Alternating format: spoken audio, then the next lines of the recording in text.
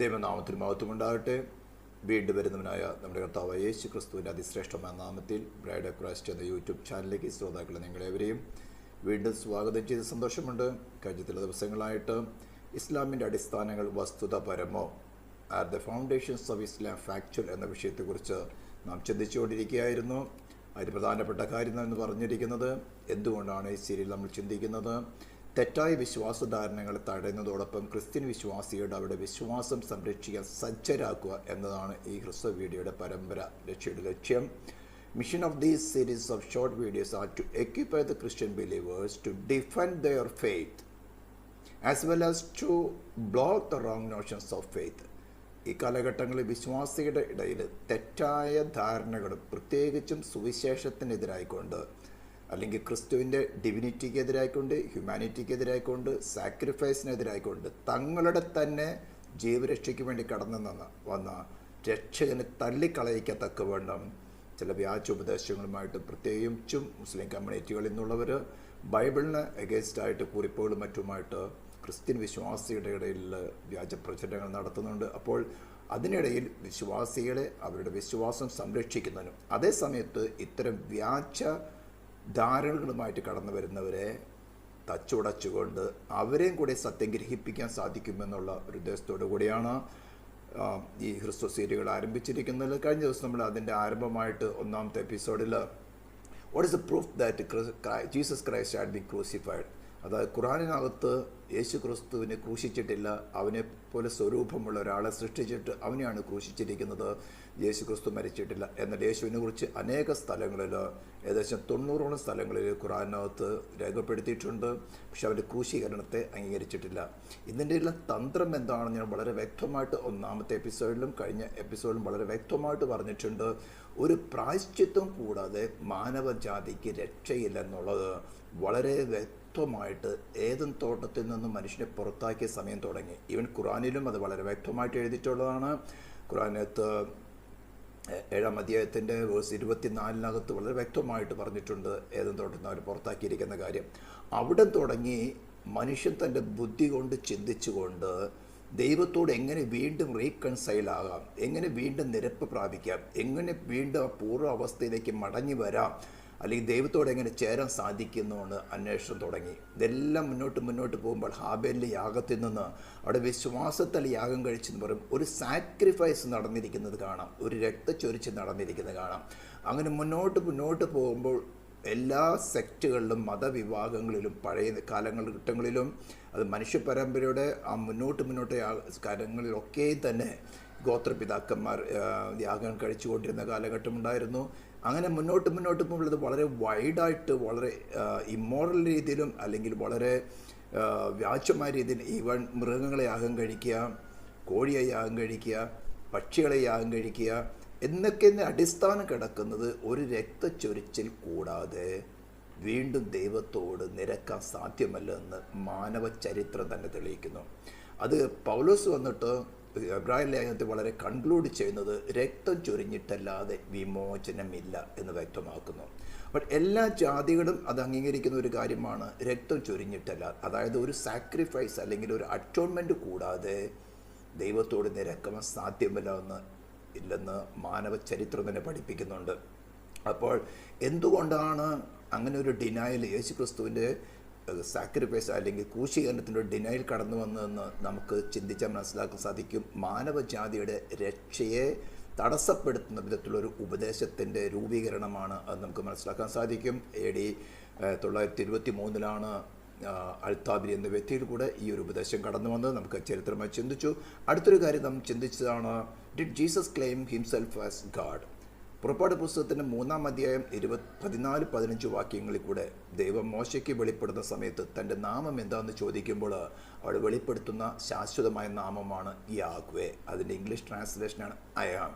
യേശു ക്രിസ്തു അയാം എന്ന യൂസേജ് പലയിടങ്ങളിലായിട്ട് ഉപയോഗിക്കുകയും അവസാനം വന്നിട്ട് മഹാപുരോഹിതൻ്റെ കോട്ടിൽ നിൽക്കുന്ന സമയത്ത് ഞാൻ ജീവനുള്ള ദൈവത്തെ കൊണ്ട് ആണയിട്ട് ചോദിക്കുന്നത് നീ അത്യുന്നതൻ്റെ പുത്രനായി ക്രിസ്തു തന്നെയെന്ന് ചോദിക്കുമ്പോൾ അവിടെ ഉപയോഗിക്കുന്നത് അയാം, അല്ലെങ്കിൽ അതിൻ്റെ ഹീബ്രുവിലേക്ക് ട്രാൻസ്ലേറ്റ് ചെയ്യുകയാണെങ്കിൽ യാഹ്വേ എന്ന പേരാണ്. ഇവിടെ നിന്ന് വളരെ വ്യക്തമായിട്ട് നമുക്ക് മനസ്സിലാക്കുന്നുണ്ട്. ഇതെല്ലാം ചോദിക്കാനുള്ള കാരണം ഇത്തരം കുടുക്ക് ചോദ്യങ്ങളുമായിട്ട് കടന്നു വരുമ്പോൾ ദൈവമക്കൾക്ക് ദൈവവചനത്തിലുള്ള പരിജ്ഞാനക്കുറവിനെ മുതലെടുത്തുകൊണ്ട് പലരെയും പോലും വിശ്വാസം തകർത്ത് കളയുന്നു, പലരെയും കൺവേർട്ട് ചെയ്യാൻ നോക്കുന്നു. കഴിഞ്ഞൊരു ദിവസം ചിന്തിച്ചതാണ്, is there any word Trinity in your Bible? നിങ്ങളുടെ ബൈബിളിൽ ത്രിത്വം എന്നൊരു വാക്കുണ്ട്. പിതാവ്, പുത്രൻ, പരിശുദ്ധാത്മാവ്. ആ ഡിഫറെൻറ്റ് ഓഫീസുകൾ വളരെ വ്യക്തമായിട്ട് ബൈബിളിൽ രേഖപ്പെടുത്തിയിട്ടുണ്ട്, അനേക സ്ഥലങ്ങളിൽ രേഖപ്പെടുത്തിയിട്ടുണ്ട്. പ്രത്യേകിച്ചും യോഹന്നാന്റെ സുവിശേഷം 6-ാം അധ്യായത്തിൻ്റെ 44-ാം വാക്യം എടുത്തുകൊണ്ട് പ്രബോധിപ്പിക്കുകയുണ്ടായിരുന്നു, എന്നെ അയച്ച പിതാവ് ആകർഷിച്ചിട്ടല്ലാതെ. അതൊരു ഓഫീസ്. അവിടെ പറഞ്ഞിരിക്കുന്ന ആർക്കും എൻ്റെ അടുക്കൽ വരുവാൻ സാധ്യമല്ല, ഒടുക്കത്തെ നാളിൽ അവർ ഉയർത്തെഴുന്നേൽപ്പിക്കണം എന്നാകുന്നു എന്നെ അയച്ച പിതാവിൻ്റെ ഇഷ്ടം. അവിടെ ഒടുക്കത്തെ നാളിൽ പിതാവിനാൽ ആകർഷിക്കപ്പെട്ട് തൻ്റെ അടുത്ത് വരുന്നവരെ ഒടുക്കത്തെ നാളിൽ ഉയർത്തെഴുന്നേൽപ്പിക്കത്തക്കവണ്ണം പ്രാപ്തരാക്കി തീർക്കുക എന്നൊരു അനോയിറ്റിംഗ് ആണ് ക്രിസ്തുവിൻ്റെ മേലോട് മനസ്സിലാക്കുന്നു. ആ ഡ്യൂട്ടി ചെയ്യുന്നത് അല്ലെങ്കിൽ ആ ഓഫീസ് പ്രവർത്തിക്കുന്നത് പരിശുദ്ധാത്മാവാണ്. പാപത്തെക്കുറിച്ചും നീതിയെക്കുറിച്ചും ന്യായവിധിയെക്കുറിച്ചും ബോധം വരുത്തുന്നതെന്ന് നമുക്ക് മനസ്സിലാക്കാൻ സാധിച്ചു. അപ്പോൾ 3 ഓഫീസ് പിതാവിനാൽ ആകർഷിക്കപ്പെടുന്നു, പുത്രൻ്റെ അടുത്ത് വരുന്നു, പുത്രൻ അവനെ ഒടുക്കത്തെ നാൾ ഉയർത്തെഴുന്നേൽപ്പിക്കത്തക്കവണ്ണം പ്രാപ്തരാക്കി തീർക്കുന്നു. പരിശുദ്ധാത്മാവിൻ്റെ ഡ്യൂട്ടി എന്ന് പറഞ്ഞാൽ പാപത്തെക്കുറിച്ചും നീതിയെക്കുറിച്ചും ന്യായവിധിയെക്കുറിച്ചും വെളിപ്പെടുത്തുക എന്നുള്ളതാണ്. ഇതിൻ്റെ ഡീറ്റെയിൽ ക്ലാസ്സുകളൊക്കെയും നിങ്ങൾക്ക് ഈ ചാനലിൽ നോക്കിയാൽ കാണാൻ സാധിക്കും. അവേഴ്സ് എടുക്കും, അതുകൊണ്ടാണ് ഞാൻ വളരെ ബ്രീഫായിട്ട് പറഞ്ഞു പോകുന്നത്. ഇന്ന് നമുക്ക് ചിന്തിക്കാനുള്ളത്, if Jesus was God, why and to whom did he pray? യേശു ക്രിസ്തു ദൈവമാണെങ്കിൽ അവൻ എന്തുകൊണ്ട് പ്രാർത്ഥിച്ചു, അല്ലെങ്കിൽ ആരോട് പ്രാർത്ഥിച്ചു? ഇക്കാര്യം ഒന്ന് മനസ്സിലാക്കണമെങ്കിൽ യേശു ക്രിസ്തുവിൻ്റെ ഹ്യൂമാനിറ്റിയും ഡിവിനിറ്റിയും വ്യക്തമായിട്ട് മനസ്സിലാക്കണം. എന്തുകൊണ്ട് അവനൊരു പ്യുവർ ഹ്യൂമൺ ആയിരിക്കണം, എന്തുകൊണ്ട് അവൻ ഡിവൈൻ ആയിരിക്കണം? ഈ കാര്യങ്ങൾ വളരെ വ്യക്തമായിട്ട് മനസ്സിലാക്കിയാൽ ഈവൻ പല ദൈവമക്കൾക്ക് പോലും ഈ ഒരു കാര്യത്തിൽ പരിജ്ഞാനക്കുറവുണ്ട്. അത് നമുക്ക് വളരെ വ്യക്തമായിട്ട് തെളിയിച്ചെടുക്കാവുന്നതാണ്. ഇൻ ഹ്യൂമാനിറ്റി അല്ലെങ്കിൽ മനുഷ്യത്വത്തിൽ അവൻ ബലഹീനനാണ്, അവൻ പ്രാർത്ഥിക്കുന്നു, അവൻ ഉപവസിക്കുന്നു, അവൻ കരയുന്നുണ്ട്, അവൻ വ്യാകുലപ്പെടുന്നുണ്ട്. പക്ഷെ ഡിവിനിറ്റിയിൽ അവൻ സമ്പൂർണ്ണനാണ്. നമുക്ക് കഴിഞ്ഞ ദിവസം അത് ചിന്തിച്ചു, അവൻ്റെ നാമങ്ങളെക്കുറിച്ച് ചിന്തിച്ചു, അവൻ്റെ പ്രവൃത്തികളെക്കുറിച്ച് ചിന്തിച്ചു. അവിടെ പ്രത്യേകിച്ചും ആ കടൽക്ഷോഭത്തിൽ ശിഷ്യന്മാരോട് കൂടെ യാത്ര ചെയ്യുന്ന സമയത്ത് ശിഷ്യന്മാരെ അവനെ ഉണർത്തുമ്പോൾ കാറ്റിനോട് അവിടെ പ്രാർത്ഥിക്കല്ല ചെന്ന് കമാൻഡ് കൊടുക്കുകയാണ്, കാറ്റ് ശാന്തമാകുക. ആ കമാൻഡിനനുസരിക്കുകയാണ് ചെയ്യുന്നത്. പ്രാർത്ഥിക്കാൻ മറ്റു പ്രവാചകന്മാരും മറ്റെല്ലാം ദൈവത്തോട് പ്രാർത്ഥിച്ചിട്ടാണ് കാര്യങ്ങൾ ചെയ്യുന്നത്. അതല്ല നമ്മുടെ വിഷയം, അതുകൊണ്ട് ഞാൻ അങ്ങോട്ട് കിടക്കാം. അപ്പോൾ ഹ്യൂമാനിറ്റിയിൽ അവൻ പ്രാർത്ഥിക്കുന്നുണ്ട്, ഉപവസിക്കുന്നുണ്ട്, കരയുന്നുണ്ട്, വ്യാകുലപ്പെടുന്നുണ്ട്, പല ഹ്യൂമൻ നേച്ചറുണ്ട്. എന്നാൽ ഡിവിനിറ്റിയിൽ അവന് ഡെഫിഷ്യൻസി ഒറ്റുമില്ല, അവൻ സമ്പൂർണ്ണ ദൈവവുമാണ്. ഇനിയാൽ ഈ ദൈവത്വവും മനുഷ്യത്വവും എങ്ങനെ അവന് ഒന്നായിട്ട് പ്രവർത്തിക്കുന്നു എന്നുള്ളത് ബൈബിളിൽ അല്ലെങ്കിൽ ഡിഫറെൻ്റ് പ്രവർത്തനങ്ങൾ കാണിച്ചിട്ടുണ്ട്. എങ്ങനെ ഒന്നായിട്ട് വസിക്കുന്നു എന്നതിനെക്കുറിച്ച് ബൈബിളിൽ വ്യക്തമായ രേഖകൾ കൊടുത്തിട്ടില്ല, റിവീൽ ചെയ്തിട്ടില്ല. അതുകൊണ്ട് ഞാൻ പ്രത്യേകിച്ച് പറഞ്ഞത് ട്രിനിറ്റിയെക്കുറിച്ച്, ട്രിനിറ്റി എങ്ങനെ വൺ പേഴ്സണിൽ വസിക്കുന്നു എന്നതിനെക്കുറിച്ച് വെളിപ്പെടുത്തിയിട്ടില്ല. അതേപോലെ തന്നെ ക്രിസ്തുവിൻ്റെ ഹ്യൂമാനിറ്റിയും ഡിവിനിറ്റിയും എങ്ങനെ ഒരു പേഴ്സണിൽ വസിക്കുന്നു വെളിപ്പെടുത്തിയിട്ടില്ല. ഇനി ക്രിസ്തുവിൻ്റെ കിനോസിസ് അല്ലെങ്കിൽ തന്നെത്താൻ ഒഴിച്ചു, ഫിലിപ്പിയർ ലേഖനം 2-ാം അധ്യായത്തിൽ പറഞ്ഞിരിക്കുന്ന കാര്യം, തന്നെത്താൻ ഒഴിച്ച സംഭവം എപ്പോൾ നടന്നു? അനേക ഉപദേഷ്ടാക്കന്മാർ പറയുന്നത് അവൻ സ്വർഗത്തിൽ നിന്ന് ഭൂമിയിലേക്ക് വരുന്ന സമയത്ത് ഒഴിച്ചു, മറ്റൊരു ചിലർ പറയുന്നത് ഗെത്സമനെ തോട്ടത്തിൽ വെച്ച് ഒഴിച്ചു, മറ്റു ചിലർ പറയുന്നത് ക്രൂശിൽ കയറുന്ന സമയത്ത് ഒഴിച്ചു. പക്ഷേ ഇതിനൊന്നും പ്രൂഫില്ല. അപ്പോൾ ദൈവവചനത്തിൽ നമുക്ക് വെളിപ്പെടുത്തി തരാതിരിക്കുന്ന കാര്യങ്ങൾ ബുദ്ധി കൊണ്ട് ചിന്തിക്കാതിരിക്കുന്നതാണ് സേഫ്. നമുക്ക് ഈ സുവിശേഷം കൊണ്ട് എന്താണ് ദൈവം ഉദ്ദേശിക്കുന്നത്, മാനവജാതിയുടെ ഉള്ളിൽ കടന്നു വന്ന പാപത്തിൻ്റെ ശിക്ഷ എങ്ങനെ ദൈവം നടപ്പിലാക്കി, ആ അറ്റോൺമെൻ്റ് എങ്ങനെ നടക്കും, എങ്ങനെ വീണ്ടും ദൈവത്തോട് റീകൺസിൽ ആകാം, എങ്ങനെ ദൈവത്തോട് നിരപ്പ് പ്രാപിക്കാം. നിങ്ങളോട് ആരെങ്കിലും തർക്കിക്കാൻ കടന്നു വരുമ്പോൾ അവരോട് ആദ്യം ചോദിക്കുന്ന ഒരു question, did you reconcile with God?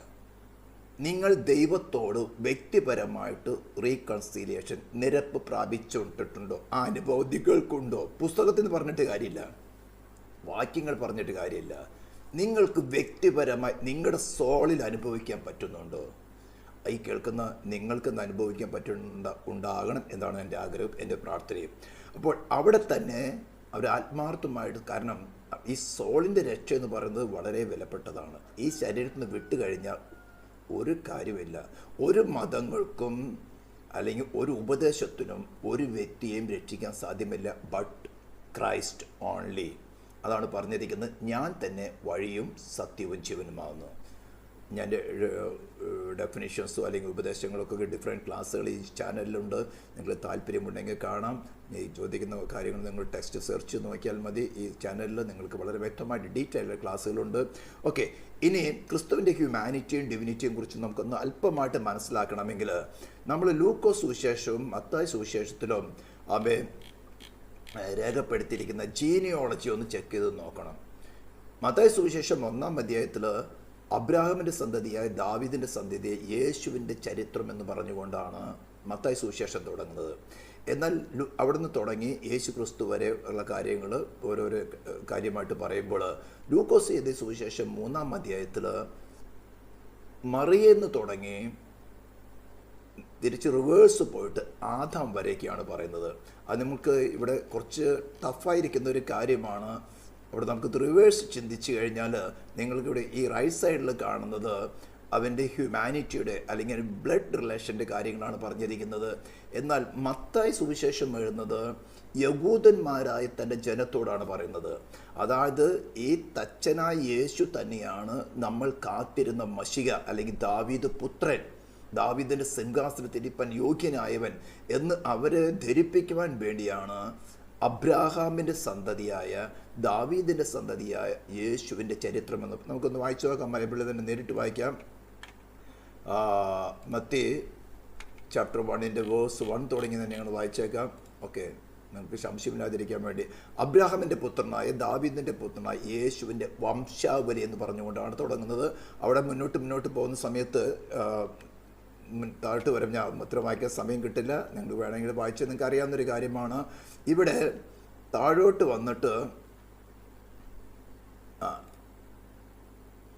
എലിഹൂദ് Eliezer ജനിപ്പിച്ചു. എവിടെയെല്ലാം ജനിപ്പിച്ചു എന്ന വാക്കാണ് കാക്കുന്നത്. ഏലയാസർ മത്താനെ ജനിപ്പിച്ചു, മത്താൻ യാക്കോബിനെ ജനിപ്പിച്ചു, യാക്കോബ് മറിയയുടെ ഭർത്താവ് യോസെഫിനെ ജനിപ്പിച്ചു.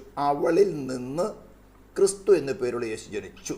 ജനിപ്പിച്ചു എന്നല്ല, ജനിച്ചു. He himself. മറ്റിടത്തൊക്കെ ജനിപ്പിച്ചു എന്ന് പറയുമ്പോൾ ജനിക്കുന്ന ആളുടെ എഫേർട്ടല്ല, ജനിപ്പിക്കുന്നവരുടെ എഫേർട്ടാണ്. ഇവിടെ മനസ്സിലാക്കണം, അവളിൽ നിന്ന് ക്രിസ്തു എന്ന പേരുള്ള യേശു ജനിച്ചു. അവളിൽ നിന്ന് എന്ന വാക്ക് ഉപയോഗിക്കുമ്പോൾ നേരെ പുറകോട്ട് പോകുന്നത് ഉൽപ്പത്തി പുസ്തകം 3-ാം അധ്യായത്തിൻ്റെ 15-ാം വാക്യത്തിലേക്കാണ്. ഏദൻ തോട്ടം നിന്ന് പുറത്താക്കുന്ന സമയത്ത് സേറ്റാനോടും അദ്ദേഹത്തിൻ്റെ മനുഷ്യരോട് തന്നെ ഡബിൾ റെഫറൻസ് ആയിട്ട് പറയുന്നത്, ഞാൻ നിനക്കും സ്ത്രീക്കും അവളുടെ സന്തതിക്കും നിന്റെ സന്തതിക്കും തമ്മിൽ ശത്രുത്വം ഉണ്ടാക്കും, അവളുടെ സന്തതി നിന്റെ തലയെ തകർക്കും. യേശുവിന് താൻ പ്രവൃത്തി ആരംഭിക്കുമ്പോൾ ഏകദേശം 30 വയസ്സായിരുന്നു. അവൻ യോസെഫിൻ്റെ മകൻ എന്ന് ജനം വിചാരിച്ചു. യോസെഫ് ഹേലിയുടെ മകൻ, ഹേലി മത്താത്തിൻ്റെ മകൻ, മത്താത്തി ലേവിയുടെ മകൻ, ലേവി മെൽക്കിയുടെ മകൻ എന്ന് അങ്ങനെ പറഞ്ഞു പോയിട്ട് ആമേൻ അതിൻ്റെ അവസാനത്തെ വാക്യം വരുമ്പോൾ കൈനാൻ ഏനോഷിൻ്റെ മകൻ, ഏനോഷ് ശേത്തിൻ്റെ മകൻ, ശേത്ത് ആദാമിൻ്റെ മകൻ, ആദാം ദൈവത്തിൻ്റെ മകൻ. മത്തായി തൻ്റെ സുവിശേഷം എഴുതുന്നത് യഹൂദന്മാരായ തൻ്റെ ജനത്തിന് ഈ യേശു തന്നെയാണ് നാം കാത്തിരുന്ന മശിഹ അല്ലെങ്കിൽ ദാവീദിൻ്റെ സിംഹാസനത്തിരുന്ന് യോഗ്യനായവനെന്ന് ആ ജീനിയോളജി പറഞ്ഞുകൊണ്ട് വളരെ വ്യക്തമാക്കുകയാണ്. എന്നാൽ ലൂക്കോസ് ചരിത്രം എഴുതുമ്പോൾ അവിടെ നേരെ പോകുന്നത് ഏദൻ തോട്ടത്തിലേക്കാണ്, സ്ത്രീയുടെ സന്തതിയിലേക്ക്. അതുകൊണ്ടാണ് ആ മറിയയുടെ ജീനിയോളജി എടുക്കുന്നത് അല്ലെങ്കിൽ ബ്ലഡ് ലൈൻ എടുക്കുന്നത്. ഇവിടെ നമുക്ക് ഇപ്പം നിങ്ങൾക്ക് ഏകദേശം മനസ്സിലായിട്ടുണ്ടായിരിക്കും. ഇവിടെയും പ്രത്യേകിച്ച് വളരെ വിശിഷ്ടമായ ചില കാര്യങ്ങൾ ചെയ്തിട്ടുണ്ട്. ഇവിടെ നിങ്ങൾക്ക് ഈ 2 ലൈനും നോക്കുക. ശലോമോൻ തുടങ്ങിയുള്ള ദാവീദിൻ്റെ 2 മക്കളായിട്ട് ഒന്ന് ശലോമോനും മറ്റൊന്ന് നാഥാനും. ഈ നാഥാൻ്റെ ലൈനെയാണ് ബ്ലഡ് ലൈൻ എന്ന് പറയുന്നത്. മറ്റു ലൈനാണ് ശലോമോനിൽ കൂടെയുള്ള ലൈനാണ് ത്രോണിൻ്റെ അല്ലെങ്കിൽ സിംഹാസനത്തിൻ്റെ ലൈന്. ഇത് രണ്ടും യേശുവിൽ വരണം. വളരെ ശ്രദ്ധിച്ചാലേ നിങ്ങൾക്ക് മനസ്സിലാകുകയുള്ളൂ. പ്രത്യേകിച്ചും ശ്വാസികളെ സഹോദരന്മാർ കേൾക്കുന്നുണ്ടെങ്കിൽ അല്ലെങ്കിൽ മുസ്ലിം സ്നേഹിതന്മാർ കേൾക്കുന്നുണ്ടെങ്കിൽ നിങ്ങളുടെ തെറ്റിദ്ധാരണകളെ മാറ്റിയെടുക്കാൻ വേണ്ടി മാത്രമാണ് ഈ കാര്യം അവതരിപ്പിക്കുന്നത്, അല്ലെങ്കിൽ ആരെയും ക്രിട്ടിസൈസ് ചെയ്യാൻ വേണ്ടിയല്ല. അങ്ങനെ ഈ ബ്ലഡ് ലൈനിലൂടെ കണ്ടുവരുന്ന സമയത്ത് താഴോട്ട് വരുമ്പോൾ നിങ്ങൾ ശ്രദ്ധിച്ചിട്ടുണ്ടെന്നറിയില്ല, നെഹമ്യാവിൻ്റെ പുസ്തകം, എസ്രയുടെ പുസ്തകം, അതേ സമയത്തുണ്ടായിരുന്ന ഹഗായുടെ പുസ്തകം, അതുപോലെ തന്നെ സെക്കരിയ പ്രവചൻ്റെ പുസ്തകം, ഇവിടെയൊക്കെയും ശെയൽതീയേലിൻ്റെ മകനായ ശെരുബാബേൽ എന്നാണ് പറഞ്ഞിരിക്കുന്നത്. ഷെയൽത്തേലിൻ്റെ മകനായ ശെരുബ്ബാബേൽ. എന്നാൽ വാസ്തവത്തിൽ അവിടെ ആ ബ്ലഡ് ലൈനിൽ ദൈവം ഒരു ബ്രേക്ക് ചെയ്തു. അത് നമുക്ക് വായിക്കണമെങ്കിൽ യെരമ്യാ പുസ്തകത്തിൻ്റെ 36-ാം അധ്യായം 30-ാം വാക്യം സാധ്യത കുറവാണ്. അതുകൊണ്ട് യഹൂദ രാജാവായ യെഹോയാക്കീമിനെ കുറിച്ച് യഹോവ ഇപ്രകാരം അരുളിച്ചെന്നു, അവന് ദാവീദിന്റെ സിംഹാസനത്തിൽ ഇരിപ്പാൻ ഒരുത്തരും ഉണ്ടാകുകയില്ല. അവന്റെ ശവം പകൽ വെയിലും രാത്രി മഞ്ഞും ഏൽപ്പാൻ എറിഞ്ഞു കളയും. ഞാൻ അവനെയും അവൻ്റെ സന്തതിയും ഭാര്യമാരെയും അവിടെ അകൃത്യ നിമിത്തം സന്ദർശിക്കും. അവർക്കും യെരൂശലേം നിവാസികൾക്കും യഹൂദ പുരുഷന്മാർക്കും വരുത്തുമെന്ന് ഞാൻ വിധിച്ചതും അവർ ശ്രദ്ധിക്കാത്തതുമായ അനർത്ഥമൊക്കെ ഞാൻ അവർക്ക് വരുത്തും. അങ്ങനെ യെഖൊന്യാമിനെ ആ ലൈന് ദൈവം ഇടയ്ക്ക് വെച്ചൊന്ന് ബ്രേക്ക് ചെയ്യാണ്. അത് ആക്ച്വൽ നടക്കുന്നത് ശെയൽത്തേൽ മക്കളില്ലാതെ മരിക്കുകയാണ്. അങ്ങനെ ആവർത്തന പുസ്തകം 25-ാം അധ്യായത്തിൻ്റെ 5 അവരിൽ ഒരുത്തൻ മകനില്ലാതെ മരിച്ചു പോയാൽ മരിച്ചവൻ്റെ ഭാര്യ പുറത്തുള്ള ഒരുത്തിന് ആകരുത്. ഭർത്താവിൻ്റെ സഹോദരൻ അവളുടെ അടുക്കൽ ചെന്ന് അവളെ ഭാര്യയായി പരിഗ്രഹിച്ച് അവളോട് ദേവരധർമ്മം നിവർത്തിക്കണം.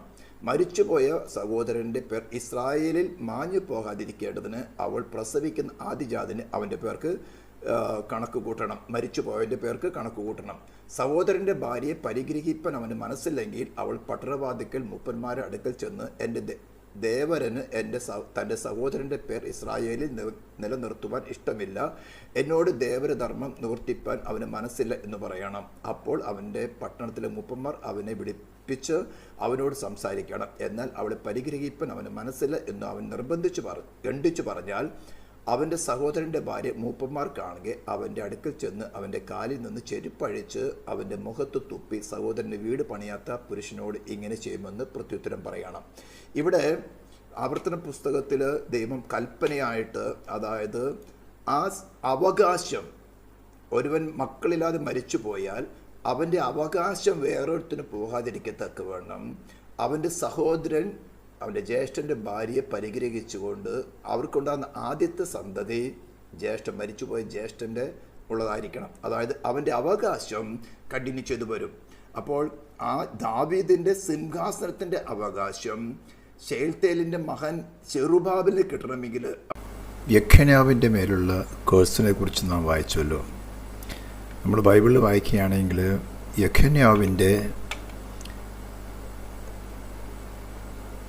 കാര്യം നോക്കുകയാണെങ്കിൽ 1 ദിനവൃത്താന്ത പുസ്തകം 3-ാം അധ്യായത്തിൻ്റെ 17 തുടങ്ങി വായിക്കുകയാണെങ്കിൽ, ഭക്തനായ യെഖൊന്യാവിൻ്റെ പുത്രന്മാർ അവൻ്റെ മകൻ ശെയൽത്തേൽ, മൽക്കീറാം, പെദയാവ്, ശെനസ്സർ, യെക്കമ്യാവ്, ഹോശാമ, നെബദ്യാവ്. അങ്ങനെ പോകുമ്പോൾ നമ്മളിവിടെ വായിച്ചു ശെയൽത്തേലിൻ്റെ ശെയൽത്തേൽ മക്കളില്ലാതെ മരിക്കുമ്പോൾ നാം ആവർത്തന പുസ്തകം 25-ാം അധ്യായത്തിൻ്റെ 5-ാം വാക്യത്തിൽ വായിച്ചതുപോലെ അവൻ്റെ മറ്റൊരു പുത്രനായ പെദയാവ് ശെയൽത്തേലിൻ്റെ വിധവയായിരിക്കുന്ന സ്ത്രീയുമായ ഭാര്യയായിട്ട് പരിഗ്രഹിക്കേണ്ടി വരുന്നു.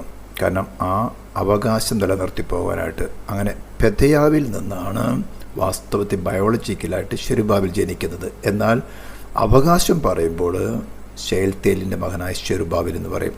ഇവിടെ വാസ്തവത്തിൽ ദൈവം ചെയ്യാൻ കാരണം ഈ ബ്ലഡ് ലൈനെ ഒന്ന് ബ്രേക്ക് ചെയ്യണം. അതായത് ബയോളജിക്കൽ റിലേഷനിൽ കൂടെയല്ല യേശു വരുന്നതെന്ന് തെളിയിക്കാൻ വേണ്ടി. അവിടെ നിന്ന് പിന്നെ ശെരുബ്ബാബേലിൻ്റെ മകള് ശെലോമിത്തും പിന്നെ റെസ ആയിട്ടുമാണ് പിന്നെ അടുത്ത കാര്യം നടക്കുന്നത്. നിങ്ങൾക്ക് ആ ജീനിയോളജിയിൽ വായിച്ചാൽ നമുക്കറിയാൻ സാധിക്കും. സെറുബ്ബാബേൽ അബിഹൂദിനെ ജനിപ്പിച്ചു എന്നാണ് മത്തായി സുവിശേഷത്തിൽ പറഞ്ഞിരിക്കുന്നത്. എന്നാൽ ലൂക്കോസ് ചെയ്ത സുവിശേഷത്തിൽ ചിലടത്ത് മലയാളത്തിലാകുമ്പോൾ യോഹന്നാൻ എഴുതിയിരിക്കുന്നു. ജോഹന്ന എന്നാണ്. ജോഹന്നയുടെ പിതാവ് രേസ എന്നാണ് എഴുതിയിരിക്കുന്നത്. അപ്പോൾ ഈ ജീനിയോളജി താഴോട്ട് വരുമ്പോൾ ഇവിടെ വന്നിട്ട് ഹേലി, യാക്കോബ്, അവിടെ യോസഫും അതായത് മേരി, രണ്ടുപേരും ഡയറക്റ്റ് ചെയ്യുന്ന നേരെ ഏദൻ തോട്ടത്തിലേക്കാണ്. സ്ത്രീയുടെ സന്തതി. ഇവിടെയാണ് ഈ അറ്റോൺമെൻറ്റിൻ്റെ അല്ലെങ്കിൽ രക്തം ചൊരിഞ്ഞിട്ടല്ലാതെ ഒരു വിമോചനം ഉണ്ടാകുകയില്ല എന്ന് ഹാബേലിൻ്റെ യാഗം തുടങ്ങി ഓരോ ക്രൂശിലെ യാഗം, പരമയാഗം വരെയും വളരെ നിറഞ്ഞു നിൽക്കുന്നത്. അനേകം മതവിഭാഗങ്ങൾക്ക് ഇത് മനസ്സിലായിട്ടില്ല. എന്നാൽ മനുഷ്യ ചരിത്രം പഠിച്ചാൽ ഓരോരോ കാലഘട്ടങ്ങളിലും വിവിധമായ രീതിയിലുള്ള മനുഷ്യൻ്റെ യാഗങ്ങളും കാര്യങ്ങളൊക്കെ പഠിച്ചു കഴിഞ്ഞാൽ മനുഷ്യൻ ദൈവത്തോട് വീണ്ടും നിരക്കുവാൻ തക്കവണ്ണം ഒരു രക്തച്ചൊരിച്ചിൽ കൂടി അല്ലാതെ സാധ്യമല്ലെന്ന് അവൻ്റെ അന്വേഷണങ്ങൾ കണ്ടെത്തിയതായിട്ട് നമുക്ക് മനസ്സിലാക്കാൻ സാധിക്കും. അപ്പോൾ ഞാൻ പറഞ്ഞു വരുന്നത് ഒരു ഡിവൈൻ നേച്ചർ അതേപോലെ തന്നെ ഒരു ഹ്യൂമൻ നേച്ചറും യേശുവിൽ നിറഞ്ഞിരിക്കുന്ന ഒരു കാര്യം. അതിന് ഞാൻ അല്പമായിട്ട്, അതായത് അവൻ്റെ ഹ്യൂമാനിറ്റിയിൽ വേണം അവന് സാക്രിഫൈസ് ആകാൻ. എന്നാൽ അവൻ്റെ സിംഹാസനം, ദാവീദ് പുത്രൻ എന്നുള്ള സിംഹാസനം നിലനിർത്താൻ തക്കവണ്ണം സ്തോത്രം, അവൻ്റെ ആ ജീനിയോളജി, അബ്രാഹാമിൻ്റെ സന്തതി, ദാവീദിൻ്റെ പുത്രനായ യേശുവിൻ്റെ വംശാവലി എന്ന് പറഞ്ഞുകൊണ്ട് കണ്ടിന്യൂ ചെയ്തു വരുന്നു. രണ്ടിടത്ത് വെച്ച് ആ ബ്ലഡ് ലൈനെ ബ്രേക്ക് ചെയ്യാണ്. നിങ്ങൾക്ക് അല്പമായിട്ട് ഡൗട്ടേ ഉണ്ടാകുകയുള്ളൂ ഇത് പഠിക്കണമെങ്കിൽ. കാരണം ബൈബിളിൽ നമുക്ക് വളരെ ചുരുക്കി നേരിട്ട് എഴുതി തന്നിരിക്കുന്നതല്ല. അനേക പുസ്തകങ്ങൾ, ഇന്ന് ബൈബിളിലുള്ള പുസ്തകങ്ങളിൽ തന്നെ അവിടെ ഇവിടെയൊക്കെ ആയിട്ട് നിങ്ങൾക്ക് വേണമെങ്കിൽ ഇതിൻ്റെ സ്ക്രീൻഷോട്ട് എടുക്കുകയും ഈ എഴുതിയിരിക്കുന്ന വാക്യങ്ങൾ, ഇത്തരം സ്ഥലങ്ങളിൽ എഴുതിയിരിക്കുന്ന വാക്യങ്ങൾ വായിച്ചു കഴിഞ്ഞാൽ നിങ്ങൾക്ക് ഈ കാര്യം മനസ്സിലാക്കിയെടുക്കാവുന്നതേ ഉള്ളൂ. ഇനി ഇതിനകത്ത് തന്നെ 2-3 കാര്യം കൂടി ഞാൻ ശ്രദ്ധപ്പെടുത്താൻ ആഗ്രഹിക്കുകയാണ്. 3 ഇടങ്ങളിലായിട്ട് 3 സ്ത്രീകളുടെ പേര് മത്തായി എഴുതിയ കാര്യങ്ങൾ പറഞ്ഞിട്ടുണ്ട്. ഒന്നാണ് താമാർ, മറ്റൊന്നാണ് രാഹബ്, മറ്റൊന്ന് റൂത്ത്, മറ്റൊന്ന് ബേത്ശെബ. അതായത് ഈ താമാറും അല്ലെങ്കിൽ ബേത്ശെബ എന്ന് പറഞ്ഞു കഴിഞ്ഞാൽ, ബേത്ശെബയും വാസ്തവത്തിൽ ദാവീദിൻ്റെ അടുത്ത് ഊരിയാവിൻ്റെ ഭാര്യയായിരുന്നു. വ്യഭിചാരത്തിൽ ദാവീദുമായിട്ട് ഒരു സന്തതി ഉണ്ടാകുന്നത്. റൂത്ത് എന്ന് പറഞ്ഞാൽ ദൈവം തള്ളിക്കളഞ്ഞ ഒരു ജാതിയായിരുന്നു. ദൈവത്തിൻ്റെ ആലയത്തിൽ ഒരു കാലത്ത് പ്രവേശിക്കരുതെന്ന് പറഞ്ഞ് ശപിക്കപ്പെട്ട ഒരു ജാതിയായിരുന്നു റൂത്ത് വന്നിരിക്കുന്ന ഗോത്രം എന്ന് പറയുന്നത്. അതായത് ലോത്തിൻ്റെ കാലത്തു നിന്നുണ്ടായ സംഭവങ്ങൾ നിങ്ങൾക്ക് അറിയാമല്ലോ. മറ്റ് രാഘവനെ കുറിച്ച് വളരെ വ്യക്തമായിട്ട് എഴുതിയിട്ടുള്ളതാണ്. വേശ്യയായിരുന്നുള്ള കാര്യം ദേശം ഒറ്റ നോക്കാൻ വേണ്ടി 2 പേര് പോകുന്ന സമയത്ത്. അപ്പോൾ അവിടെ പറഞ്ഞിരിക്കുന്നത്, അതായത് ജാതികളിൽ നിന്നും പാപപ്രവൃത്തിയിൽപ്പെട്ടിരിക്കുന്നവരിൽ നിന്നും തന്നെയും സകലരെയും രക്ഷിക്കുവാനൊരു പ്ലാൻ ദൈവത്തിൻ്റെ ഹൃദയത്തിൽ നേരത്തെ ഉണ്ടായിരുന്നു. അതുകൊണ്ടാണ് ഈ 3 സ്ത്രീകളെ, ആക്ച്വലി ഹീബ്രു ജീനോളജി നമ്മൾ നോക്കുകയാണെങ്കിൽ സ്ത്രീകളുടെ പേരുകൾ അധികം എഴുതാറില്ല. എന്നാൽ ഈ 4 സ്ത്രീകളുടെ പേരുകൾ എടുത്തു എഴുതിയിരിക്കുന്നത് ഡിഫറെൻറ്റ് കൾച്ചറിലുള്ള, അല്ലെങ്കിൽ ഡിഫറെൻറ്റ് പാപസ്വഭാവത്തിലുള്ള അല്ലെങ്കിൽ വംശാവലിയിലുള്ളവരെയും, അതായത് ജാതികളെയും തിരഞ്ഞെടുക്കപ്പെട്ട ഇസ്രായേലിനെയും ഒരുമിച്ച് രക്ഷിക്കുവാനുള്ളൊരു പ്ലാൻ നേരത്തെ ദൈവത്തിൻ്റെ ഹൃദയം. അവൻ എന്ന് പറഞ്ഞാൽ ക്രിസ്തു നമ്മുടെ സമാധാനം. അവൻ ഇരുപക്ഷത്തെയും ഒന്നാക്കി ചട്ടങ്ങളും കൽപ്പനകളുമായി ന്യായപ്രമാണം എന്ന ശത്രുത്വം തൻ്റെ ജഡത്താൽ നീക്കി വേർപാടിന് നടിച്ചുവർ ഇടിച്ചു കളഞ്ഞത് സമാധാനമുണ്ടാക്കിക്കൊണ്ട്. എന്താ? ലോകപരമായ സമാധാനമല്ല, ഏദൻ തോട്ടത്തിൽ നിന്ന് ദൈവവുമായിട്ടുണ്ടായിരുന്ന ശത്രുത്വം, ദൈവത്തോട് നിരക്കാൻ പറ്റാത്തതായ ശത്രുത്വം, ആ സമാധാനക്കേട്, അതിനെ നിരപ്പിക്കുവാൻ ഇരുപക്ഷങ്ങൾക്കും സ്വയമായിട്ട് നിരക്കാൻ പറ്റാത്തൊരു വിഷയമെന്ന് പറഞ്ഞാൽ, ഞാൻ കഴിഞ്ഞ 2-3 എപ്പിസോഡിൽ പറഞ്ഞു, ഡിവൈൻ ജസ്റ്റിസിന് ഒരു ഡിമാൻഡുണ്ട്. പാപം ചെയ്ത് തേകി മരിക്കണം. അതായത് ഡിവൈൻ ഗവൺമെൻറ്റിന് നിലനിൽക്കണമെങ്കിൽ പാപത്തിന് മാതൃകാപരമായ ശിക്ഷ കൊടുക്കണം. കൊടുക്കാതെ ദൈവം ക്ഷമിച്ചാൽ, ദൈവരാജ്യത്തിനകത്ത് പാപം ചെയ്താലും ദൈവം ക്ഷമിക്കുമല്ലോ എന്നുള്ളൊരു ഇമ്പ്യൂണിറ്റി, ശിക്ഷിക്കപ്പെടുകയില്ല എന്നുള്ളൊരു ഇമ്പ്യൂണിറ്റി കടന്നു വന്ന് ദൈവരാജ്യം വഷളത്തും കൂടെ നിറഞ്ഞു പോകും. അതുകൊണ്ട് വളരെ ശബ്ദമായി നാം കഴിഞ്ഞ ദിവസവും പറഞ്ഞിരുന്നു, സങ്കീർത്തനങ്ങൾ 89-34 വാക്യത്തിൽ, ഞാൻ എൻ്റെ നിയമത്തിന് ഇളവ് ചെയ്യുകയോ ഭേദഗതി വരുത്തുകയോ ചെയ്യില്ല. വളരെ വ്യക്തമായി പറഞ്ഞിട്ടുള്ള കാര്യമാണ്. അതൊക്കെ നമ്മൾ കഴിഞ്ഞ ദിവസം ചിന്തിച്ചു. അപ്പോൾ ആ പാപം ചെയ്ത് തേകി മരിക്കണം എന്നുള്ള തൻ്റെ വ്യവസ്ഥയ്ക്കാണ് ദൈവം, സൃഷ്ടിതാവായ ദൈവം തന്നെ, ദാതാവായ ദൈവം തന്നെ മനുഷ്യനായിട്ട് അവതരിച്ചിട്ട് 2 കൊരിന്ത്യർ 5:21 വാക്യപ്രകാരം പാപം അറിയാത്തവനെ നാം അവനെ ദൈവത്തിൻ്റെ നീതിയാകേണ്ടതിന് പാപമാക്കി. ഇവിടെ നമ്മൾ റോമാലേഖനം 8-ാം അധ്യായത്തിൽ 3-ാം വാക്യത്തോടെ ഈ വായിക്കുകയാണെങ്കിൽ, ന്യായപ്രമാണത്തിൽ കഴിഞ്ഞതിന് സാധിപ്പാൻ, ജഡത്തുള്ള ബലഹീനത നിമിത്തം ന്യായപ്രമാണത്തിന് കഴിയാഞ്ഞതിന് സാധിപ്പാൻ ദൈവം തൻ്റെ പുത്രനെ ജഡത്തിൻ്റെ സാദൃശ്യത്തിലും പാപനിമിത്തം അയച്ചു. പാപത്തിന് ജഡത്തിൽ ശിക്ഷ വിധിച്ചു. പാപത്തിനാണ് ശിക്ഷ കൊടുക്കുന്നത്. 5:21 കൊരിന്ത്യർ പറഞ്ഞെന്ന, പാപം അറിയാത്തവനെ നാം അവന് ദൈവത്തിൻ്റെ നീതിയാകേണ്ടതിന്, ക്രിസ്തുവിൽ ദൈവത്തിൻ്റെ നീതിയാകേണ്ടതിന് പാപമാക്കി. അപ്പോൾ ഈ പാപത്തിന് കൊടുക്കുന്ന ശിക്ഷ അല്ലെങ്കിൽ ഈ അറ്റോൺമെൻറ്റ് അംഗീകരിക്കാത്ത ഒരു മതവിഭാഗങ്ങൾക്കും ദൈവത്തോട് നിരക്കുവാൻ സാധ്യമല്ല. ഒരു വ്യക്തിക്കും ദൈവത്തോട് നിരക്കുവാൻ സാധ്യമല്ല. അവൻ ദൈവക്രോധം വഹിക്കുന്നതേ ഉള്ളൂ. വളരെ വ്യക്തമായിട്ട് മനസ്സിലാക്കാം. മാനവ തലമുറയുടെ ചരിത്രം പഠിച്ചാൽ നിങ്ങൾക്ക് വളരെ വ്യക്തമായിട്ട് മനസ്സിലാക്കാൻ സാധിക്കും. ഹാബേൽ തുടങ്ങി ഇന്നും അത് ഫോളോ ചെയ്യുന്നുണ്ട്. രക്തം ചൊരിഞ്ഞിട്ടല്ലാതെ ഒരു വിമോചനമില്ലത് ഇന്നും ഫോളോ ചെയ്യുന്നുണ്ട്. ഇതിന്നൊക്കെ ആ ക്രീം വരുന്നത് പാപത്തിൻ്റെ ശമ്പളം മരണമാണ്. അതിന് പകരക്കാരനായിട്ട് ഒരു പരമയാഗം നടന്നിരിക്കണം. അതാണ് ക്രൂശിൽ നടന്നത്. ഹല്ലേലൂയ. അവിടെ പറഞ്ഞിരിക്കുന്നത് ഇരുപക്ഷത്തെ തന്നിൽ ഒരേ പുതു മനുഷ്യനാക്കി, അകന്നിരുന്നവരെ ദൈവത്തെ തമ്മിൽ തന്നിൽ ക്രിസ്തുവിൽ ഒരേ പുതു മനുഷ്യനാക്കി സൃഷ്ടിപ്പാനും ക്രൂശിൽ വെച്ച് ശത്രുത്വം ഇല്ലാതാക്കി, അതിനാൽ ഇരുപക്ഷത്തെയും ഏക ശരീരത്തിൽ ദൈവത്തോട് നിരപ്പിപ്പാനും തന്നെ, റീകൺസൈൽ ചെയ്യിപ്പാൻ തന്നെ. ഇങ്ങനെ റീകൺസൈലേഷൻ ഞാൻ ഈ ക്ലാസ്സിൻ്റെ ആരംഭത്തിൽ പറഞ്ഞു. നിങ്ങളുടെ ആരെങ്കിലും വന്ന് ചോദിക്കില്ല, അവരോട് ചോദ്യം ചോദിക്കുക, നിങ്ങൾ ദൈവത്തോട് വ്യക്തിപരമായിട്ട് റീകൺസൈൽ അല്ലെങ്കിൽ നിരപ്പ് പ്രാപിച്ചിട്ടുണ്ടോ? അതിൻ്റെ ഒരു അടയാളം നിങ്ങളുടെ സോളിലുണ്ടോ? എന്നെ കേൾക്കുന്ന നിങ്ങൾ തന്നെ ഒന്ന് ചിന്തിച്ച് നോക്കുക. നിങ്ങൾക്ക് വ്യക്തിപരമായിട്ട് പറയാൻ സാധിക്കുമോ, ഞാൻ എൻ്റെ സൃഷ്ടിതാവുമായ ദൈവമായിട്ട് നിരപ്പ് പ്രാപിച്ചിട്ടുണ്ട്? പുസ്തകത്തിൽ എഴുതിയിട്ട് കാര്യമില്ല, നിങ്ങളുടെ സോൾ അത് അംഗീകരിക്കണം. അത് നിങ്ങളുടെ അനുഭവം നിങ്ങൾക്കുണ്ടോ? നിങ്ങൾ തന്നെ ഒന്ന് ചോദന ചെയ്ത് നോക്കുക. ഓക്കെ, ഞാൻ ഡീറ്റെയിൽ ആയിട്ട് അധികം പോകാൻ ഇവിടെ സമയം എടുക്കുന്നില്ല. അപ്പോൾ ഞാൻ ചില കാര്യങ്ങൾ പറഞ്ഞു. 4 സ്ത്രീകളുടെ പേര് എഴുതിയിരിക്കുന്നത് ഡിഫറെൻറ്റ് ക്ലാസ്സുകളിലുള്ള, അതായത് എല്ലാവരെയും ദൈവം രക്ഷിക്കാനുള്ള പ്ലാൻ നേരത്തെ ഉണ്ടായിരുന്നു. എന്നാൽ ചില മാന്യന്മാരുടെ പേര് ഇവിടെ നിന്ന് വെട്ടിക്കളഞ്ഞിട്ടുണ്ട്. അതാണ് അഗസ്യാവ്, യോശിയ, അതുപോലെ അമസ്യാവ്. മത്തായി എഴുതിയ വംശാവലിക്കകത്തുനിന്ന് ആ ത്രോണിൻ്റെ ലൈനിൽ നിന്ന് തന്നെ, അതായത് സിംഹാസനത്തിൻ്റെ ലൈനിൽ നിന്ന് തന്നെ അഗസ്യാവ്, യോവാഷ്, അതുപോലെ തന്നെ അമസ്യ, ഈ 3 രാജാക്കന്മാരുടെ പേര് വെട്ടിക്കളഞ്ഞു. എന്തെന്നറിയാമോ? ദൈവത്തിന് ഹിതമല്ലാത്തതിൻ്റെ മ്ലേച്ഛമായ അന്യാരാധന നടത്തിയാണ്. ഇന്നും സ്റ്റേജ് തകർത്തുകൊണ്ട് പ്രസംഗിക്കുന്ന പല വീരന്മാരുണ്ട്.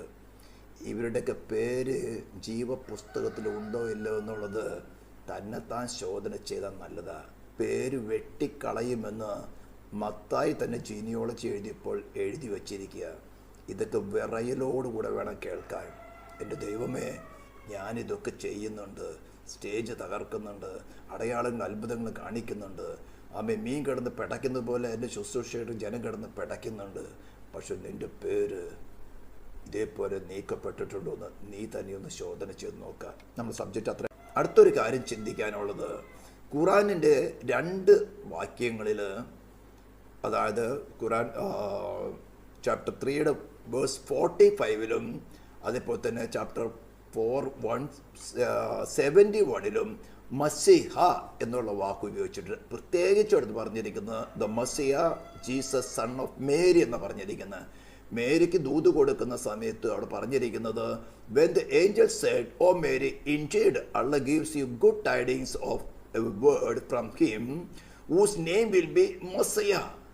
എടുത്തു പറഞ്ഞിരിക്കുകയാണ് Jesus the sun of Mary. അവിടെ സൺ ഓഫ് മേരി എന്ന് പറഞ്ഞപ്പോൾ അവർ എഴുതിക്കോളെന്ന് പറഞ്ഞ കള്ളം കാണിച്ചാലും, നമ്മളൊരു പഴഞ്ചൊല്ലല്ലേ, കക്കാൻ പഠിച്ചവൻ നിൽക്കാനും പഠിക്കും. നിൽക്കാൻ പഠിച്ചില്ല, നമ്മൾ ഫ്യൂച്ചറിൽ തെളിയിക്കുന്നത്. ഞാൻ അഡോൾഫ് ഹിറ്റ്ലറിൻ്റെ കാര്യം പറഞ്ഞിട്ടൊരു കാര്യം പറഞ്ഞല്ലോ, നുണയാണെന്ന് അറിഞ്ഞാലും അതിനെ അവതരിപ്പിക്കുന്ന രീതി സാമർത്ഥ്യത്തോടെ പല പ്രാവശ്യം അവതരിപ്പിച്ചാൽ മനുഷ്യൻ ഈ സത്യം എന്താണെന്ന് അന്വേഷിക്കാൻ പോകുന്നതിന് മെനക്കെടുന്നതിനേക്കാളും എളുപ്പം ഈ വ്യാജത്തെ അങ്ങ് അംഗീകരിക്കും. ഇത് അഡോൾഫ് ഹിറ്റ്ലർ, അത് ജർമ്മൻ ലാംഗ്വേജിലെ ഒരു ചൊല്ലാണ് ബിഗ് ലൈ എന്ന് പറയുന്നത്. അഡോൾഫ് ഹിറ്റ്ലർ ഒന്ന് പരിശോധിച്ച് നോക്കി, ഇസ്രായേലിനെ ജനത്തെ കൊന്നൊടിച്ച് തൂക്കിക്കളയാൻ തക്കവണ്ണം 6 മില്യൺ ആൾക്കാരെയാണ് ഹോളോകോസ്റ്റിൽ ചുട്ടെരിച്ചു കൊന്നത്. 6 മില്യൺ.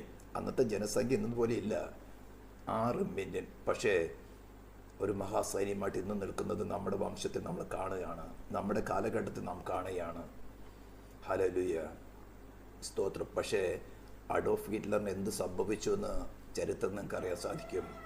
യേശുവിനെ വിധിച്ചതായ റോമൻ ഗവർണർ പീലാത്തോസിന് എന്ത് സംഭവിച്ചു എന്ന് നിങ്ങൾക്ക് ചരിത്രം എന്ന് വായിച്ചാൽ അറിയാൻ സാധിക്കും. ഇത്തരത്തിൽ നിൽക്കുന്നവർക്കൊക്കെ സംഭവിക്കാൻ പോകുന്നതും അത് തന്നെയാണ്. അപ്പോൾ ഞാൻ അവിടെ നിന്നിട്ട് അപ്പോൾ 2 സ്ഥലത്തും മെസ്സിഹ എന്നൊരു വാക്ക് ഉപയോഗിച്ചിട്ടുണ്ടെങ്കിൽ ഈ മെസ്സിഹ എന്ന വാക്ക് എവിടെ നിന്നും വന്നു എന്ന് നമുക്കൊന്ന് ചിന്തിച്ച് നോക്കണം. ഹീബ്രു വാക്കാണ് മെസ്സയ്യ എന്നുള്ള വാക്ക്. Originated from the Hebrew word Messiah, മസിയ എന്നാണ്, മീനിങ് അനോയിറ്റഡ് വൺ. നമ്മൾ അടുത്ത ചില ക്ലാസ്സുകൾ ചിന്തിക്കും അതിൻ്റെ ആക്ച്വൽ വേർഡ് മറ്റൊരു വേർഡ് വെച്ചിരിക്കുന്നത് മഹ്മദ്, MHMD എന്നാണ്. ഇതിൻ്റെ ചില മാനിപ്പുലേഷൻസ് നടത്തി ചില വേർഡുകൾ, ചില പേരുകൾ സൃഷ്ടിച്ചത് നമുക്ക് മനസ്സിലാക്കാം, ചിന്തിക്കും. അപ്പോൾ ഇവിടെ മസ്സയ്യ എന്ന വാക്കിൻ്റെ ഇംഗ്ലീഷ് ട്രാൻസ്ലേഷനാണ് anointed one. Okay, to anoint, in both Judaism and Christianity, the term is a title for a divinely chosen figure, but its specific meaning evolved from the Old Testament's use for anointed figures like priests and kings. The New Testament's focus on Jesus, the anointed golden age. Greek and Aramaic evolution, Greek translation, the Greek Septuagint, അതായത് Old Testament, Hebrew ഉള്ള Old Testament ഗ്രീക്കിലേക്ക് translate ചെയ്ത പുസ്തകത്തിന് വിളിക്കുന്ന പേരാണ് Septuagint. The ancient Greek translation of the Old Testament translated Christos, which also means anointed one. Christos എന്ന വാക്കിൽ നിന്നാണ് ക്രൈസ്റ്റ് എന്ന വാക്ക് വന്നിരിക്കുന്നത്. Aramaic connection, the Greek term comes from the Aramaic word മഷിഖ. Okay, in the New Testament, the Greek term Christos became the widely accepted title for Jesus. അപ്പോൾ ക്രിസ്റ്റോസ് എന്ന ക്രിസ്തു അല്ലെങ്കിൽ the anointed one, മഷിക അല്ലെങ്കിൽ മസീഖ അല്ലെങ്കിൽ anointed one, ക്രിസ്റ്റോസ് എന്ന Greek പദം, അതായത് ഗ്രീക്ക്, അറാമിക്, ഹീബ്രു, ഈ 3 പദങ്ങളുടെയും മീനിങ് വരുന്നത് അനോയിറ്റഡ് വൺ, അല്ലെങ്കിൽ മലയാളത്തിൽ പറഞ്ഞാൽ പ്രവർത്തിക്കുന്നത് മനുഷ്യ ഹൃദയത്തിലാണ്. പാപത്തെക്കുറിച്ചും നീതിയെക്കുറിച്ചും ന്യായവിധിയെക്കുറിച്ചും നമ്മുടെ പാപ സ്വഭാവത്തെ, നമ്മുടെ സെൽഫിനെ നമുക്ക് തന്നെ വെളിപ്പെടുത്തി തന്ന് അതിനെ റിനൗൺസ് ചെയ്യുവാൻ, എന്നേക്കുമായി വേണ്ടേ എന്ന് പറഞ്ഞ് തള്ളിക്കളയുക. കാരണം എന്നാൽ അതോടുകൂടെ അതിൻ്റെ ന്യായവിധിയും വെളിപ്പെടുത്തും, പാപത്തിൻ്റെ ന്യായവിധിയും വെളിപ്പെടുത്തും. മുട്ടടിച്ചുകൊണ്ട് വിറയിലോടുകൂടെ രക്ഷയ്ക്ക് വേണ്ടി കാക്ഷിക്കും. അപ്പോൾ മാത്രമാണ് പരിശുദ്ധാത്മാവ് നിന്റെ പാപത്തിൻ്റെ ശിക്ഷയ്ക്ക് പകരക്കാരനായി, നിനക്ക് പകരം പരമയാഗമായി തീർന്ന ക്രിസ്തുവിൻ്റെ ക്രൂശിലേക്ക് നിന്നെ ആകർഷിക്കുന്നത്. എന്നിട്ട് നിനക്ക് പകരമായി മരിച്ചു ഉയർത്തുക എന്ന് വെച്ചാൽ ക്രിസ്തുവിനെ നിന്റെ ഹൃദയത്തിൽ വാഴുവാൻ സ്വീകരിക്കാനുള്ള അഡ്വൈസ്, സ്ട്രോങ് ആയിരിക്കുന്ന ഒരു ഇൻഫ്ലുവൻസ് വരും. മുട്ടടിച്ചുകൊണ്ട് സ്വീകരിക്കും, കാരണം എല്ലാ വഴികളും അടയപ്പെട്ടിട്ടുണ്ടായിരിക്കും. ഇങ്ങനെയാണ് വീണ്ടും ചെല്ലാൻ നടക്കുന്നത്. ഈ പ്രവൃത്തി, അതായത് വീണുപോയ ആദാമിൻ്റെ സന്തതികളെ, പിതാവിനെ ആകർഷിക്കപ്പെട്ട് തൻ്റെ അടുത്ത് വരുന്നവരെ താൻ വിശുദ്ധനായിരിക്കുന്നത് പോലെ വിശുദ്ധരാക്കി ഒരുക്കി ദൈവത്തിൻ്റെ മുമ്പിൽ പ്രസന്റ് ചെയ്യുന്ന ഓഥറൈസേഷനെയാണ് അനോയിറ്റിംഗ് എന്ന് വിളിക്കുന്നത്. അനോയിറ്റിംഗ് എന്നതിൻ്റെ ഒരു ട്രാൻസ്ലേഷനാണ് ഓഥറൈസേഷൻ.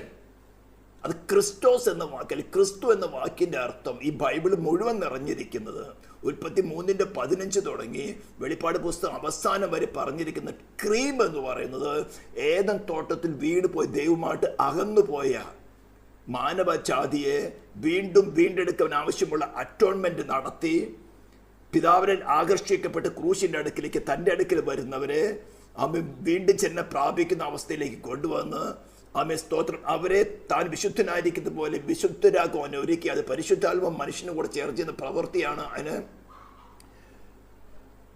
സാങ്ക്ടിഫിക്കേഷൻ എന്ന് പറയും. എൻ്റെ ക്ലാസ്സുകൾ ഇവിടെ ചാനലിലുണ്ട്. അങ്ങനെ ഒരുക്കി ദൈവത്തിൻ്റെ മുമ്പിൽ പ്രസന്റ് ചെയ്യുക എന്ന ആ പരമ പ്രവൃത്തിയെ വിളിക്കുന്ന പേരാണ് ക്രിസ്റ്റോസ്. അതാണ് ഓഥറൈസേഷൻ. ഇത് മനസ്സിലാക്കാത്തത് കൊണ്ടാണ് ഇന്ന് ക്രിസ്തുവിനെതിരായിട്ടും യേശുവിനെതിരായിട്ടൊക്കെയും പല പല പല ഡോക്ടറൈസുകളും ചിന്താഗതികളും കൊണ്ടുവരുന്നത്. അപ്പം ഞാൻ പറഞ്ഞ മഷിക എന്ന വാക്ക് ഖുർആനിൽ തന്നെ ഉപയോഗിച്ചിട്ടുണ്ടെങ്കിലും ഈ എന്തിനു വേണ്ടിയാണ് ആ വാക്ക് അവിടെ ഉപയോഗിച്ചത് മനസ്സിലായില്ല. ഒരു പേരാണെന്ന് കരുതിയിരിക്കും. It is not a name. തൻ്റെ നാമം അവിടെ വെളിപ്പെടുത്തിയിരുന്നു. മോശയ്ക്ക് മുൾപ്പടത്തിൽ പ്രത്യക്ഷപ്പെട്ടപ്പോൾ യാഹ്വേ ഐ ആം, മറ്റെല്ലാ കാര്യങ്ങളും യേശു, അവൻ തൻ്റെ ജനത്തെ അവരുടെ പാപങ്ങളിൽ രക്ഷിപ്പാനിരിക്കൊണ്ട് അവൻ യേശു എന്ന് പറയുന്നത് ഇതൊരു ഓഫീസാണ്. ക്രിസ്റ്റോസ്, ക്രിസ്തു എന്ന് പറയുന്നത് ഓഫീസാണ്. അല്ലെങ്കിൽ മസിക ഒരു ഓഫീസാണ്. സേവിയർ ഒരു ഓഫീസാണ്. അനേക ഓഫീസുകളുണ്ട്. Relations of Christ to believers എന്ന് പറഞ്ഞുകൊണ്ട് ഒരു പുസ്തകം തന്നെ ഞാൻ എഴുതിയിട്ടുണ്ട്. അതിന് ഞാനൊരു ലിങ്ക് താഴെ കൊടുക്കാം. നിങ്ങൾ വേണമെങ്കിൽ PDF ഫോമുണ്ട്, ഡൗൺലോഡ് ചെയ്ത് നിങ്ങൾക്ക് വായിക്കാമല്ല. ഫിസിക്കൽ ബുക്ക് വേണമെങ്കിൽ ബന്ധപ്പെട്ടാൽ നിങ്ങൾ കമൻസിൽ നോട്ട് ചെയ്താൽ മതി. നിങ്ങളുടെ നമ്പറോ കോൺടാക്ട്സ് ലഭിക്കുകയാണെങ്കിൽ ഞങ്ങൾക്ക് അയച്ചു തരുന്നതായിരിക്കും. നിങ്ങൾക്ക് കൂടുതലായിട്ട് മനസ്സിലാക്കാൻ സാധിക്കും. ഇനിയോ അവിടേക്ക് ഞാൻ നിൽക്കുന്നില്ല. നമ്മുടെ സബ്ജക്റ്റ് ചെറുതായതുകൊണ്ട് അധികം നീണ്ടുപോകുന്നില്ല. അപ്പോൾ ഇവിടത്തേക്ക് പറഞ്ഞു തന്നിട്ട് ഞാൻ അതിൻ്റെ യൂസേജിൻ്റെ കാര്യങ്ങളൊക്കെ പറഞ്ഞു. ഇനി നമുക്ക് ചിന്തിക്കാനുള്ളൊരു വിഷയം, അബ്രാഹാമിന് കൊടുത്തൊരു വാഗ്ദത്തമുണ്ട്. അവിടെ തുടങ്ങിയാണ് ഈ സ്പ്ലിറ്റ് ആരംഭിക്കുന്നത്. ശരിക്കും മനസ്സിലാക്കുക, എൻ്റെ മുസ്ലിം സ്നേഹിതന്മാരും കൂടെ മനസ്സിലാക്കാൻ ഞാൻ പറയുകയാണ്. നിങ്ങൾ ക്രിസ്തുവിനെ ത്യജിക്കുന്നോ അല്ലെങ്കിൽ യേശുവിനെ ത്യജിക്കുന്നോ ഒക്കെ അനേക സ്ഥലങ്ങളിൽ എഴുതിയിട്ടുണ്ട്. പക്ഷെ അറ്റോൺമെൻറ്റിനെ ത്യജിച്ചാൽ, നിങ്ങളുടെ അൽത്താബിൽ എഴുതി വച്ചിരിക്കുന്ന ക്രൂശീകരണം നടന്നിട്ടില്ല എന്ന് ത്യജിച്ചാൽ, നിങ്ങൾ നിങ്ങളുടെ രക്ഷയെ തന്നെ ത്യജിക്കുന്നത്. ഒരു അറ്റോൺമെൻറ്റ് കൂടാതെ ദൈവം മനുഷ്യൻ്റെ പാപം ക്ഷമിച്ചാൽ പിന്നെ അവൻ ദൈവമല്ല. കാരണം അവൻ്റെ വായിൽ നിന്ന് പുറപ്പെട്ടതാണ് പാപം ചെയ്യുന്ന ദേഹി മരിക്കണം. എല്ലാ മതവിഭാഗങ്ങളും പഠിപ്പിക്കുന്നുണ്ട്. ഈ ശരീരത്തിലെ ജീവന് ശേഷം ഒരു മരണാനന്തര ജീവിതമുണ്ടെന്ന് എല്ലാ മതവിഭാഗങ്ങളും പഠിപ്പിക്കുന്നുണ്ട്. തൻ്റെ ജനങ്ങളെ അത് ആ മതത്തിൽ നിർത്തുവാൻ വേണ്ടി എല്ലാവരും ഉപയോഗിക്കുന്ന ഒരു ഡോക്ടറിൻ തന്നെയാണ്. പക്ഷേ ഇന്ന് ഫിസിക്കലായിട്ട് കാണുന്ന ഒരു മതവിഭാഗങ്ങൾക്കും ഒരു മനുഷ്യനെ രക്ഷിക്കാൻ സാധ്യമല്ല. Unless otherwise you must reconcile with God. This is the only way. ആ പരമയാഗം, ക്രിസ്തുവിൻ്റെ പ്രായശ്ചിത്തം എന്ന യാഗത്തിൽ കൂടെ നിങ്ങൾക്ക് ദൈവത്തോട് നിരക്കാം, അല്ലാതെ ഒരു വഴിയുമില്ല. അപ്പോൾ അബ്രാഹാമിന് കൊടുത്തൊരു വാഗ്ദത്തമാണ്, നീ മുഖാന്തരം, നിന്റെ സന്തതി മുഖാന്തരം ഭൂമിയിലെ സകല വംശങ്ങളും അനുഗ്രഹിക്കപ്പെടും. അവിടെ സന്തതികൾ എന്ന പേരല്ല കൊടുത്തിരിക്കുന്നത്, സന്തതി.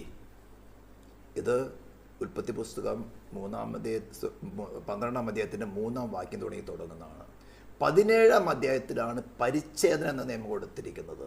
അതായത് ഈ വാഗ്ദത്തത്തിന് അവകാശികളായ അബ്രാഹാമിൻ്റെ സന്തതികൾക്ക്, അവിടെ സന്തതികൾ എന്ന പേരല്ല ഉപയോഗിച്ചിരിക്കുന്നത്, സന്തതി.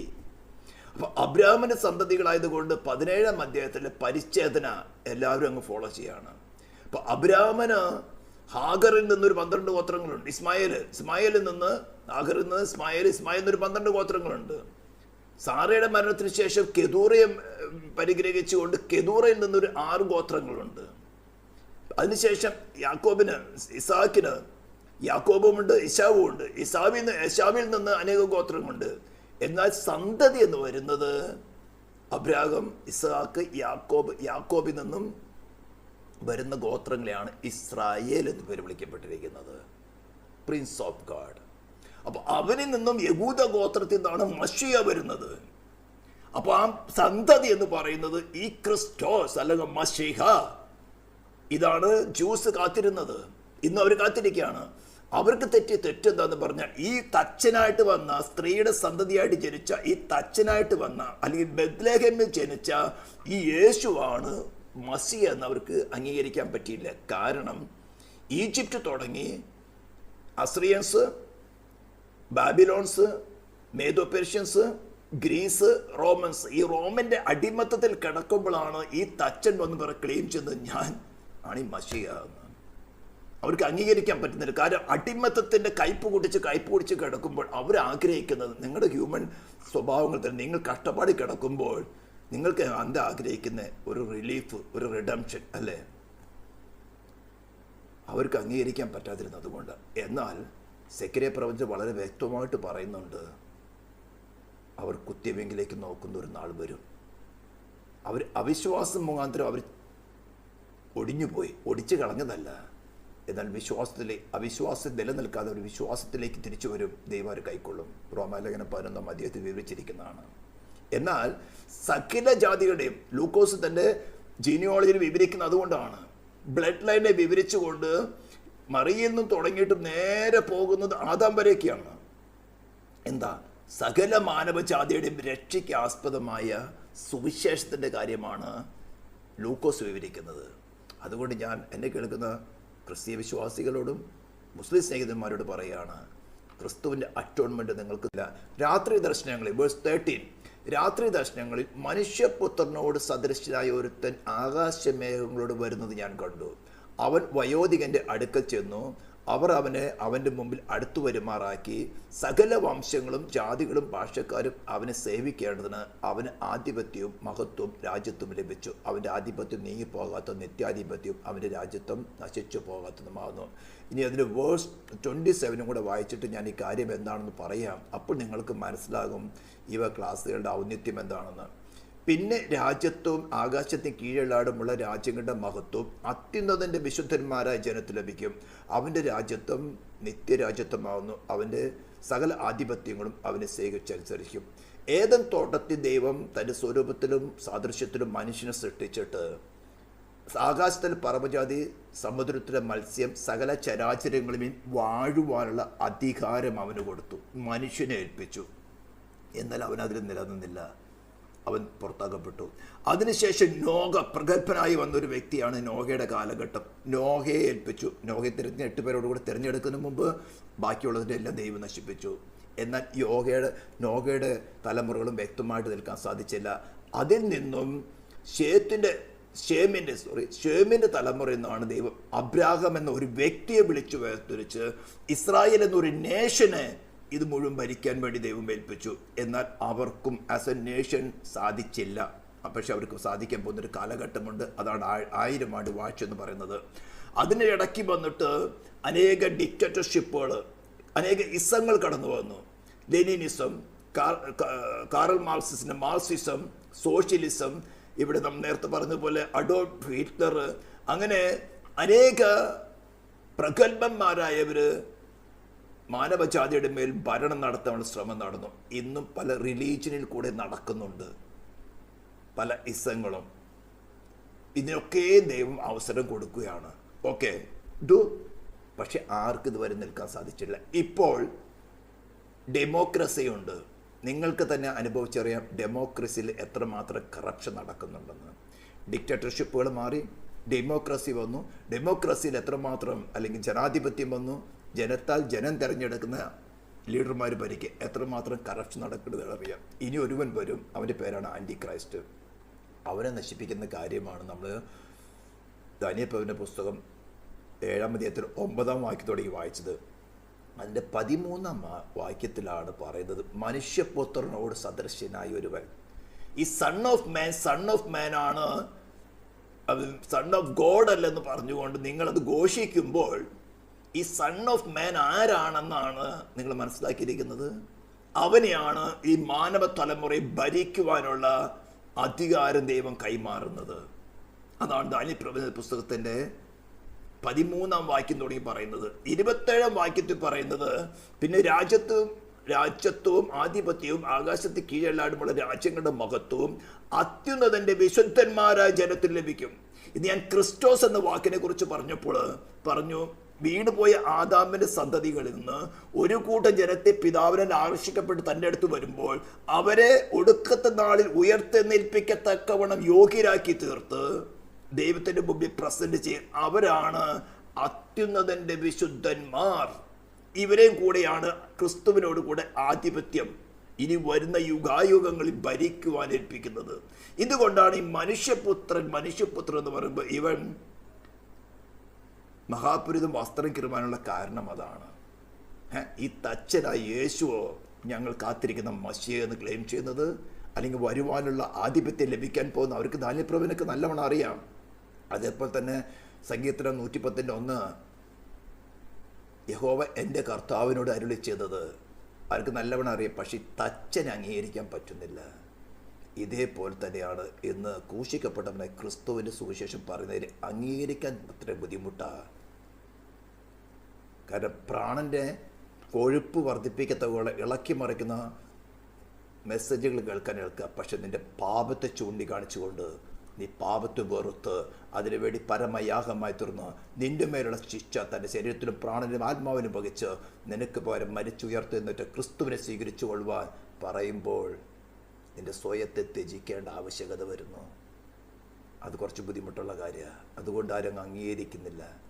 അപ്പോൾ ഈ മനുഷ്യപുത്രൻ ദൈവപുത്രനല്ല, മനുഷ്യപുത്രനാണെന്ന് പറഞ്ഞ് ഘോഷിക്കുമ്പോഴും എന്താ ഘോഷിക്കുന്നതെന്ന് മനസ്സിലാക്കാൻ വേണ്ടിയാണ് ഞാൻ അവസാനം കുറച്ച് മിനിറ്റ്സ് എടുത്തത്. ദൈവം നിങ്ങളെ അനുഗ്രഹിക്കട്ടെ. Thank you.